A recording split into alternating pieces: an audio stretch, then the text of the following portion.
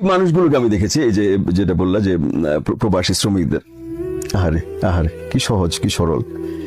হ্যাঁ, ওদের আনন্দগুলো বাইরে খুব ছোট ছোট ছোট ছোট আনন্দ। একটু একটা ছবি তুললো, একটু কথা বললো, একটু দেশের কথা শুনলো, বাংলা একটা গান শুনলো, একটু নাটক দেখলো, মুগ্ধ হয়ে যায়। কি এই লোকগুলো সবচেয়ে বেশি বঞ্চিত। যখন যায় ধাক্কা দিয়ে ফেলে দেয়, একটা পূরণ করতে পারে না, ফর্ম ফিল আপ করতে পারে না, এয়ারপোর্টে একটা লোক নাই এগিয়ে দেবার, ডেস্ক আছে, ডেস্কে কোনো লোক নাই, আসার সময় ওর লাগেজটাই, ওর যে সুটকেস নিয়ে আসে বেচারা সারা বছর ধরে কেনাকাটা করে বাবার জন্য, মার জন্য, সন্তানের জন্য, সবচেয়ে ধাক্কা দিয়ে ফেলে ওটা। কি আছে ভেতরে যায় না, ভেঙে চলে যায় কিনা, এবং এত অবহেলার দৃষ্টিতে তাকায়। কথা কিন্তু আসলেই সত্যি। শুধু এয়ারপোর্টে না, প্রবাসীরা নিজের পরিবারের কাছে, নিজের স্ত্রীর কাছে অনেক সময় পশু পাখির থেকেও বেশি অবহেলিত হয়।